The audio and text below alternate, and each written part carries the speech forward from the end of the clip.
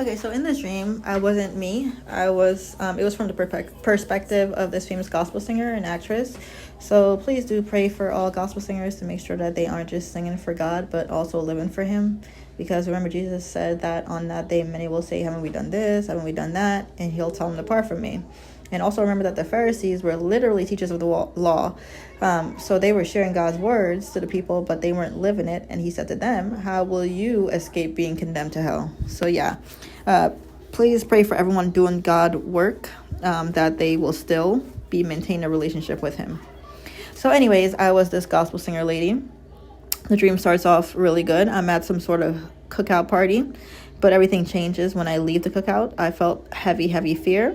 Now there's these four young men that were at that party that said they would walk me home, but as soon as we left the doors from the cookout, they basically became evil. And I got the impression that they were trying to assault me in a inappropriate way. So I tried to ditch them somehow, and I was able to. But then I stumbled upon a very gruesome scene. It was like a raft on the side of the road above a bridge, and bodies on top of bodies, next to bodies, on top of bodies. It was a lot of bodies.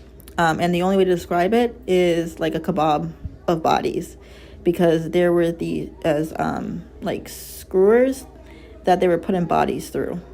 It was terrifying.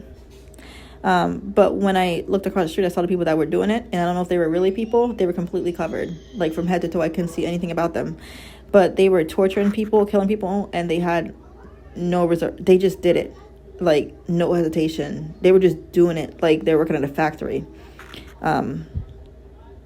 Yeah, but they were just torturing people, killing them, and just throwing them over there on that raft.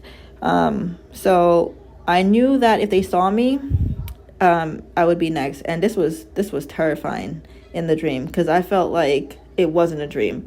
Like I felt like if they found me, like I was going to actually experience this. It was so terrifying. So I laid down next to the bodies, and I just prayed, and I just said, "God, please help me.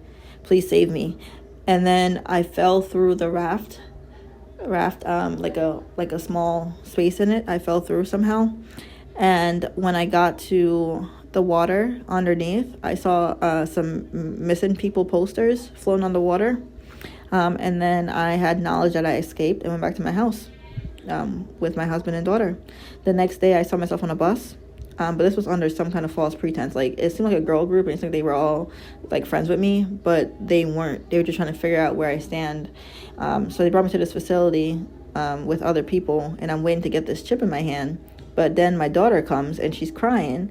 So I go over, and they're trying to get rid of her, but I go with her, and I said, "No, I'm just gonna go with my daughter because she's upset," whatever. And they act like it's okay for me to leave with her, because again, they were trying to be friendly. But as soon as I try to leave, they all changed, and there was like a bunch of people trying to like barricade it and trying to block me. And there's trucks and construction trucks, and they were trying to block me and hit me and run me over and kill me.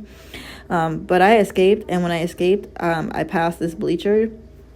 It was like a small bleacher, like the ones in like middle school or high school.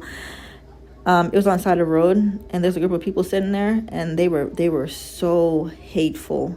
They were so angry, so hateful. There was nothing but hate in these people, and they hated me, and they were angry with me for not getting that chip, and they wanted me to die.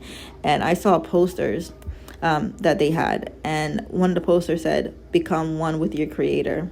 And I saw some Muslim women there, and I saw a man, and he did some kind of sorcery, because he created fire with his hand, and then he used his hand to burn the poster, and the poster turned into something else. It was a Grim Reaper.